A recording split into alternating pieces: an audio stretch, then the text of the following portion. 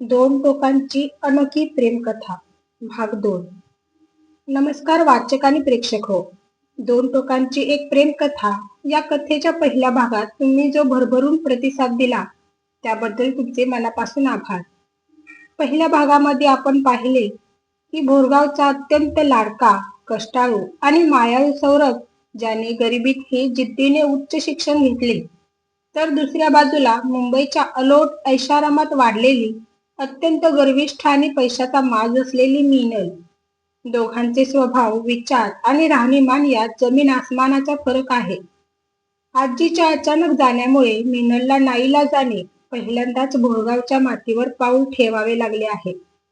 एकाच छताखाली आता ही दोन परस्पर विरोधी विश्वे एकत्र आली आहेत. आता सुरू होत आहे या कथेचा भाग 2. या भागात आपल्याला पाहायला मिळणार आहे की आजीच्या मृत्यूनंतरही मीनलचा उद्धटपणा कसा कायम राहतो. मुंबईला जाण्याच्या तिच्या हट्टापायी यशवंतरावांना गावकऱ्यांसमोर कशी शरम वाटते आणि विहिरीवर जेव्हा सौरभ आणि मीनल पहिल्यांदा समोरासमोर येतात तेव्हा त्यांच्या वैचारिक वादाची ठिणगी कशी पडते. एवढेच नाही तर वाड्याच्या डागडुजीमुळे वाढलेला मुक्काम आणि कथेच्या शेवटी घडणारे एक असे भयानक रहस्य जे मीनल सोबतच तुमचेही थरकाप उडवेल. चला तर मग वेळ न घालवता सुरुवात करूया दोन टोकांची एक प्रेमकथा भाग 2 च्या या प्रवासाला. भोरगावच्या त्या ऐतिहासिक आणि जुन्या पुराण्या देशमुखांच्या वाड्यात शोकाकुळ वातावरण पसरले होते. अंगणात पांढऱ्या कपड्यांमधील गावकरी शांत बसले होते. प्रत्येकाच्या चेहऱ्यावर आजीच्या जाण्याचे दुःख स्पष्ट दिसत होते. आजीने आयुष्यभर गावातल्या प्रत्येकाला भरभरून माया दिली होती. त्यामुळे आज संपूर्ण गाव पोरके झाल्यासारखे वाटत होते. वाड्याच्या ओसरीवर आजीचे पार्थिव ठेवले होते. यशवंतराव आपल्या आईच्या पायाशी डोके ठेवून ढसाढसा रडत होते.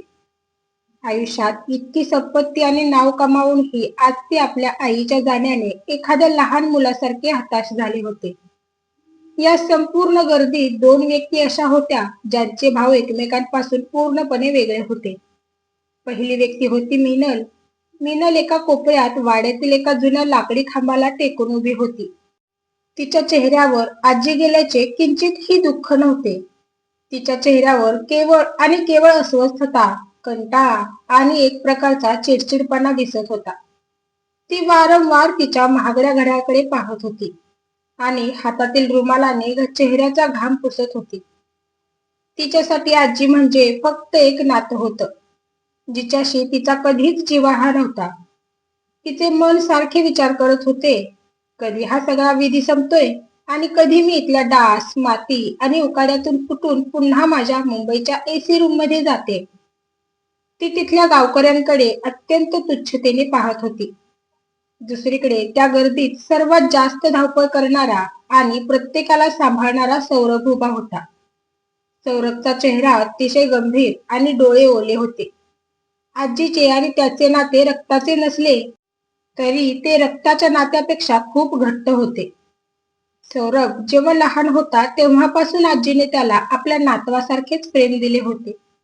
अभ्यासात हुशार असलेल्या सौरभला आजी नेहमी कौतुकाने जवळ बोलवायची, त्याला खाऊ द्यायची. आज आपली हक्काची आजी गेल्यामुळे सौरभचे मन आतून पूर्णपणे तुटले होते. त्याचे कोणीतरी अत्यंत जवळचे हक्काचे माणूस या जगातून निघून गेल्याची भावना त्याच्या चेहऱ्यावर स्पष्ट जाणवत होती. तो स्वतःचे दुःख बाजूला ठेवून यशवंतरावांना धीर देत होता, येणाऱ्या पाहुण्यांची व्यवस्था करत होता आणि अंत्यसंस्काराच्या तयारीसाठी मीनलच्या वडिलांना मदत करत होता. सौरभचे लक्ष अचानक कोपऱ्यात उभ्या असलेल्या मीनलकडे गेले. तिथे ते नकरे, चेहऱ्यावरील तो घमेंडी भाव आणि आजीच्या पार्थिवाकडे पाहण्याची ती कोरडी नजर पाहून सौरभच्या मनात तिच्याबद्दल तीव्र संताप निर्माण झाला. तो मनातल्या मनात म्हणाला, किती कृतघ्न मुलगी आहे ही. स्वतःची सख्खी आजी वारली आहे तरी हिच्या डोळ्यात दुःखाचा एक थेंबही नाही. शहरातली माणसे खरोखरच दगडाच्या काळजाचे असतात. दुपार उलटून गेली आणि आजीची अंत्ययात्रा गावातील स्मशानभूमीच्या दिशेने निघाली. संपूर्ण गाव राम नाम सत्य हेच्या घोषात चालत होते. यशवंतरावांनी जड अंतकरणाने आईच्या पार्थिवाला मुखाग्नी दिला. अग्नीच्या ज्वाळा आकाशाकडे झेपावू लागल्या तसेच यशवंतरावांचा बाग फुटला. तिथे उपस्थित असलेला प्रत्येक जण डोळे पुसत होता. सौरभ शांतपणे यशवंतरावांच्या खांद्यावर हात ठेवून त्यांना सावरत होता. विधी संपून सर्व नातेवाईक, पाहुणे आणि गावकरी पुन्हा देशमुखांच्या वाड्यात अंगणात परत आले. सर्वांचे चेहरे सुन्न होते. वातावरणात एक जड शांतता होती. अशा या गंभीर आणि शांत वातावरणात अचानक एक कर्कश आवाज घुमला. मिनल यशवंतरावांच्या जवळ आली आणि सर्वांदेखत मोठ्या आवाजात म्हणाली, "पप्पा, आता आजीचे अंतिम संस्कार झाले आहेत ना? मग आपण आत्ताच्या आत्ता मुंबईला निघूया का? मला या जागेत प्रचंड गुदमरल्यासारखं होतंय. इथे साधे नीट वॉशरूम नाही, ना धड राहायला जागा. प्लीज गाडी काढायला सांगा, आपण निघूया."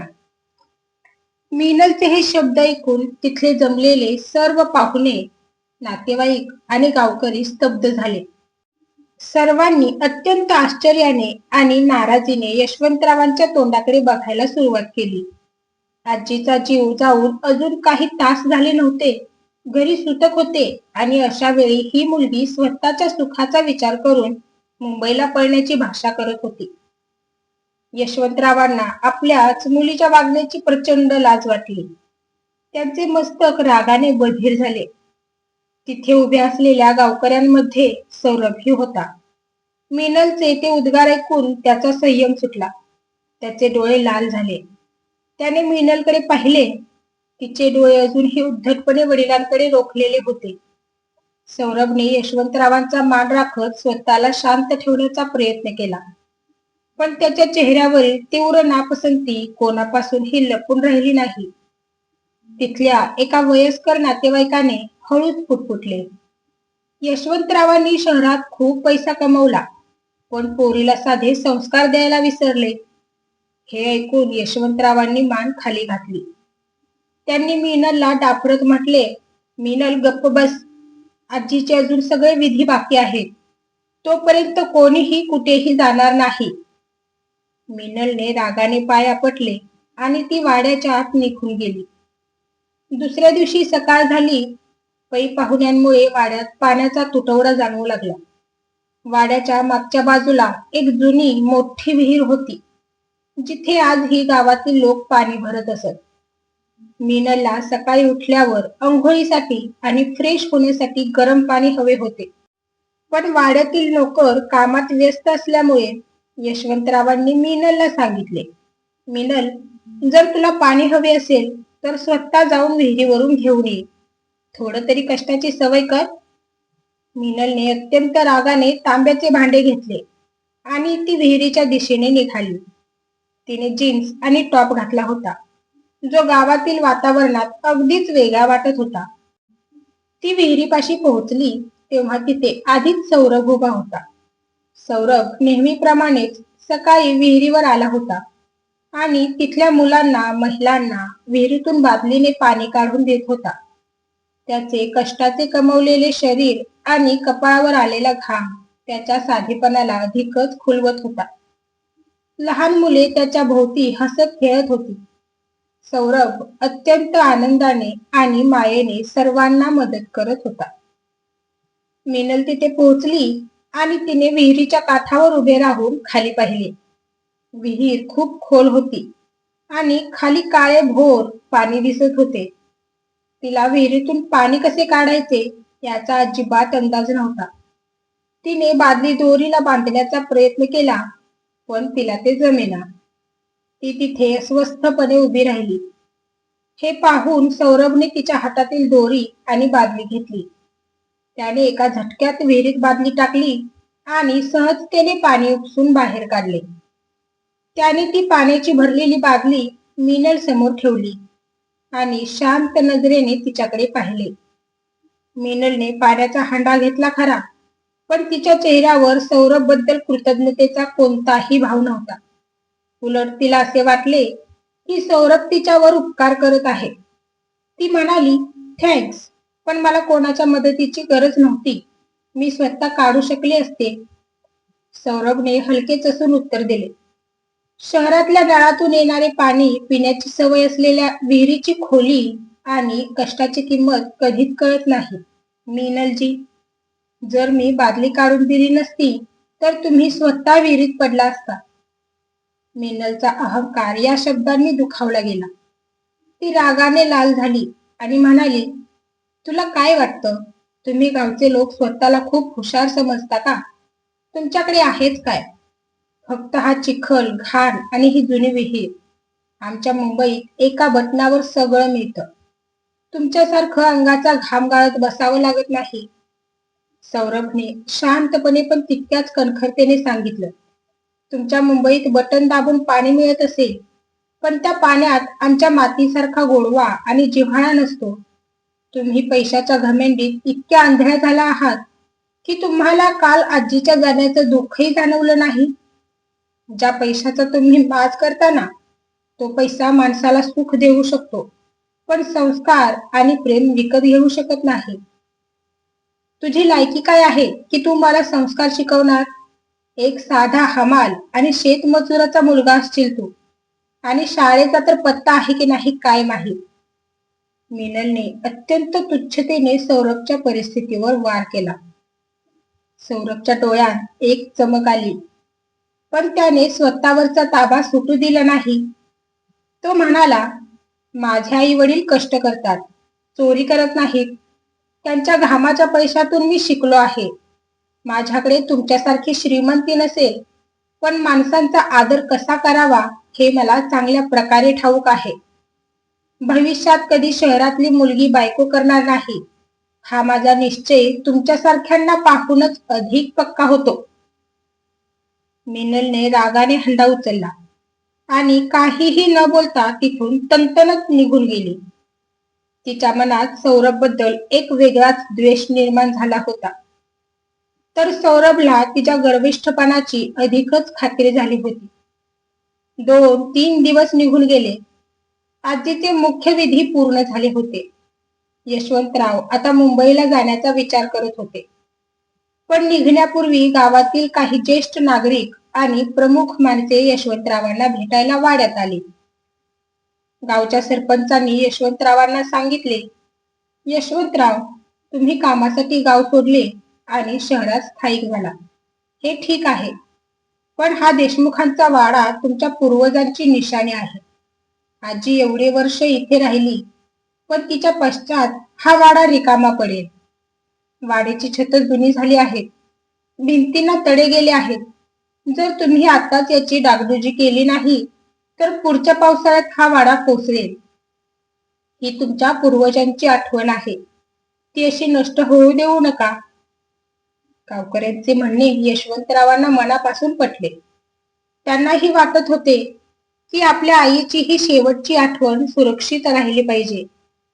त्यांनी लगेच निर्णय घेतला की ते वाड्याची संपूर्ण डागडुजी करून घेतील. वाडा मोठा असल्यामुळे आणि काम जुन्या पद्धतीचे असल्यामुळे या कामाला किमान 1-2 महिने लागणार हे उघड होते. याचा अर्थ असा होता की यशवंतरावांना आणि त्यांच्या कुटुंबाला आता काही दिवस सक्तीने गावीच राहावे लागणार होते. जेव्हा मीनलला समजले की त्यांचा गावी राहण्याचा मुक्काम वाढला आहे, तेव्हा तिने वाडा डोक्यावर घेतला. ती यशवंतरावांवर ओरडली, पप्पा, तुम्ही वेडे झाला आहात का? मी या ओसाड गावात 2 महिने राहू शकत नाही. माझे फ्रेंड्स, माझ्या पार्ट्या, माझे लाईफ सगळे मुंबईत आहे. मी इथे मरून जाईन. पण यशवंतराव यावेळी आपल्या निर्णयावर ठाम होते. त्यांनी स्पष्ट सांगितले, मीनल, वाड्याचे काम पूर्ण झाल्याशिवाय आपण मुंबईला जाणार नाही. तुला इथेच राहावे लागेल. मीनल अत्यंत हताश झाली. तिला आता या गावाचा आणि परिस्थितीचा अधिकच राग येऊ लागला होता. वाड्याच्या डागडुजीचे काम तातडीने सुरू करण्यात आले. गावातील अनुभवी कारागीर आणि मजूर कामावर लावले गेले. सौरभचे वडील विठ्ठलराव हमाली आणि कष्टाचे काम करत असल्यामुळे तेही या वाड्याच्या कामावर मजूर म्हणून आले. सौरभला जेव्हा समजले की त्याचे वडील एवढ्या मोठ्या वाड्याच्या कामात दिवसभर राबणार आहेत, तेव्हा त्याने आपल्या उच्च शिक्षणाचा अहंकार बाजूला ठेवला. तो स्वतः वडिलांना मदत करण्यासाठी वाड्यावर येऊ लागला. तो मजुरांसोबत मिळून सिमेंटच्या गोण्या उचलणे, विटा वाहणे आणि लाकूड काम करणे अशी सर्व कामे करू लागला. त्याचा साधेपणा पाहून यशवंतरावांना त्याचे खूप कौतुक वाटले. ते मनातल्या मनात विचार करू लागले, एवढा शिकलेला मुलगा पण आपल्या वडिलांच्या कष्टाला लाज न बाळगता स्वतः कामात हातभार लावतोय. खरोखरच सुमती आणि विठ्ठलने खूप चांगला मुलगा घडवला आहे. दुसरीकडे मिनल वाड्यातल्या एका खोलीत बसून दिवसभर मोबाईलवर गेम खेळत किंवा सोशल मीडिया स्क्रोल करत वेळ घालवत होती. पण गावात नेटवर्क नीट मिळत नसल्यामुळे ती अधिकच चिडचिड करत होती. ती बाहेर येऊन मजुरांकडे आणि चालू असलेल्या कामाकडे अत्यंत कंटाळवाण्या नजरेने पाहायची. तिची ही अवस्था पाहून यशवंतरावांना काळजी वाटू लागली. त्यांना वाटले की मिनल जर अशीच घरात बसून राहिली तर ती डिप्रेशन मध्ये जाईल किंवा अधिक उद्धट बनेल. तिला गावाकडचे जीवन समजले पाहिजे आणि ती कशात तरी गुंतून राहिली पाहिजे, असा विचार त्यांनी केला. एक दिवस दुपारी जेव्हा सौरभ काम संपवून हातपाय धुवत होता, तेव्हा यशवंतराव त्याच्याजवळ आले. त्यांनी सौरभच्या खांद्यावर हात ठेवला आणि अतिशय आदराने म्हणाले, सौरभ बेटा, मला तुझ्याशी एक वैयक्तिक मदत हवी आहे. सौरभने नम्रपणे उत्तर दिले, सांगा ना यशवंत काका, काय काम आहे? मी नक्की करेन. यशवंतराव म्हणाले, बेटा, मिनल लहानपणापासूनच शहरात राहिली आहे. तिने कधी गाव पाहिलं नाही. तिथली माणसं, ती इथे खूप बोर होते आणि चिडचिड करते. मला असं वाटतं की तू तिला रोज थोडा वेळ बाहेर नेऊन आपला भोरगाव दाखवावास. इथली शेतं, नदी, डोंगर आणि इथली संस्कृती तिने जवळून पाहिली तर कदाचित तिच्या स्वभावात काहीतरी बदल होईल. तू खूप समजूतदार आहेस, म्हणून मी ही जबाबदारी तुझ्यावर सोपवत आहे. सौरभला मिनल सोबत जाण्याची अजिबात इच्छा नव्हती. तिच्या गर्विष्ठ स्वभावाचा त्याला प्रचंड तिरस्कार होता. तो म्हणाला, काका, मिनलजींचा स्वभाव आणि विचार माझ्यापेक्षा खूप वेगळे आहेत. त्यांना माझ्यासोबत येणे आवडेल का, याबद्दल मला शंका आहे. पण यशवंतरावांनी खूप गळ घातल्यामुळे आणि मोठ्यांचा मान राखायचा म्हणून शेवटी सौरभने होकार दिला. यशवंतरावांनी मिनललाही कडक शब्दात बजावले की तिला सौरभ सोबत गावाचा दौरा करावाच लागेल. नाईलाजाने मिनलनेही तोंड फुगवून होकार दिला. ठरल्याप्रमाणे दुसऱ्या दिवशी दुपारी सौरभ आपली जुनी सायकल घेऊन वाड्याच्या दारात उभा राहिला. मिनल बाहेर आली. तिने गॉगल लावला होता. हातात महागडा अँड्रॉइड फोन होता आणि तिचे कपडे नेहमीप्रमाणेच शहरी फॅशनचे होते. सौरभची सायकल पाहून तिने तोंड वाकडे केले. तुला काय वाटतं, मी या भंगार सायकलवर तुझ्यासोबत फिरणार आहे का? सौरभ शांतपणे म्हणाला, माझ्याकडे गाडी नाही मिनलजी, आणि आमच्या गावातल्या अरुंद रस्त्यांवर आणि शेताच्या पायवाटेवरून सायकलच सर्वात उत्तम चालते. यायचे असेल तर बसा, नाही तर तुम्ही वाड्यात जाऊन विश्रांती घेऊ शकता. मिनलने पप्पांच्या भीतीने रागाने सायकलच्या मागच्या सीटवर बसण्याचा निर्णय घेतला. ती अगदी कडेला, सौरभला स्पर्श होणार नाही अशा अंतरावर बसली. सौरभने सायकल चालवायला सुरुवात केली. सौरभ तिला गावातील विविध भागात घेऊन गेला. त्याने तिला हिरवीगार शेते दाखवली, जिथे ऊस आणि भाताची पिके डोलत होती. त्याने तिला संथ वाहणारी नदी दाखवली, जिच्या काठावर मोठी वडाची झाडे होती. गावातील निसर्ग खरोखरच डोळे दिपवणारा होता. मिनलने तोंडातून कधीही कबूल केले नसले तरी मनातून तिला तो निसर्ग आणि ती शांतता कुठेतरी भावत होती. पण तिचा अहंकार तिला ते दाखवू देत नव्हता. दुपारचे ऊन वाढू लागले तशी मिनलची चिडचिड वाढली. किती उष्णता आहे इथे, मला खूप तहान लागली आहे. कुठं आहे इथं चांगलं कॅफे किंवा मॉल? मला मिनरल वॉटर हवे आहे, ती म्हणाली. सौरभने सायकल एका मोठ्या आंब्याच्या झाडाखाली लावली. त्या झाडाच्या खाली एक जुना मातीचा रांजण ठेवला होता. जो शेतात काम करणाऱ्या मजुरांसाठी पाण्याचा मुख्य स्रोत होता. सौरभने माठावरील झाकण काढले आणि एका स्वच्छ पेल्यामध्ये पाणी भरून मीनलकडे दिले. तो म्हणाला, इथे कोणतेही मॉल किंवा कॅफे नाहीत, पण हा मातीचा माठ आहे. याचे पाणी पिऊन पहा. फ्रीजच्या पाण्यापेक्षा जास्त थंड आणि तृप्त करणारे वाटेल. मीनलने तो पेला हातात घेतला, पण त्यावर मातीचे बारीक कण पाहून तिने तो पेला दूर फेकून दिला. पाणी जमिनीवर सांडले. ती ओरडली, शिट, हे घाणेरडे पाणी मी पिणार नाही. तुम्हाला लाज वाटत नाही मला असे पाणी देताना? मला डिहायड्रेशन झाले तर जबाबदार कोण? सौरभचे डोळे रागाने चमकले. पाण्यासारख्या पवित्र गोष्टीचा आणि कष्टाचा असा अपमान त्याला सहन झाला नाही. तो मीनलच्या अगदी जवळ गेला आणि अतिशय कडक आवाजात म्हणाला, मीनलजी, हा तुमचा पैशाचा माज एका दिवसात उतरेल, जेव्हा तुम्हाला खऱ्या भुकेची आणि तहानेची किंमत कळेल. हे पाणी घाणेरडे नाही, ही या मातीची माया आहे. तुम्ही शहरातल्या लोकांनी फक्त पैशांचे ढीग पाहिले आहेत. माणसांची किंमत आणि निसर्गाचे महत्व तुम्हाला कधीच कळणार नाही. तुमची ही नाजूकगिरी इथे चालणार नाही. माझ्या वैयक्तिक गोष्टींवर बोलणारा तू कोण? माझ्या वडिलांच्या पैशांवर तू आणि तुझे वडील इथे काम करत आहात, हे विसरू नकोस. मीनलने पुन्हा एकदा त्याच्या गरिबीवर बोट ठेवले. हा वाद आता वैयक्तिक पातळीवर पोहोचला होता. दोघांमध्ये प्रचंड भांडण झाले. मीनलने ठरवले की आता ती एक पाऊलही पुढे जाणार नाही. तिने सौरभला तिथे सोडले आणि ती पायी चालत वाड्याच्या दिशेने निघून आली. सौरभ तिथेच उभा राहून तिच्या जाणाऱ्या आकृतीकडे पाहत राहिला. त्याच्या मनात तिच्याबद्दलचा राग आता एका वेगळ्याच उंचीवर पोहोचला होता. त्या भांडणानंतर वाड्यात एक विचित्र शांतता पसरली होती. मीनलने रात्रीचे जेवणही केले नाही आणि ती आपल्या खोलीत जाऊन कडी लावून झोपली. सौरभही आपल्या घरी निघून गेला होता, पण त्याचे मन अस्वस्थ होते. रात्रीचे सुमारे 12:30 वाजले होते. संपूर्ण भोरगाव गाढ झोपेत होते. आकाश ढगांनी वेढलेले होते आणि वाऱ्याचा वेग अचानक वाढला होता. देशमुखांच्या जुन्या वाड्यातून वारा गेल्यावर एक विचित्र भीतीदायक आवाज येत होता. मीनलला उकाड्यामुळे आणि अस्वस्थतेमुळे झोप येत नव्हती. ती खोलीत पडल्या पडल्या विचार करत होती. अचानक वाड्याच्या मागच्या बाजूला, जिथे जुनी विहीर आणि वाड्याचा पडका भाग होता, तिथून काहीतरी पडल्याचा मोठा आवाज झाला. मीनल दचकून उठली. तिला वाटले की कदाचित डागडुगीचे काही सामान पडले असेल, पण त्यानंतर लगेचच तिला कोणाच्या तरी कुजबुजण्याचा आणि रडण्याचा अतिशय बारीक आवाज ऐकू आला. तो आवाज एका वृद्ध स्त्रीचा असल्यासारखा वाटत होता. मीनलच्या अंगावर काटा आला. ती भीतीने थरथरू लागली.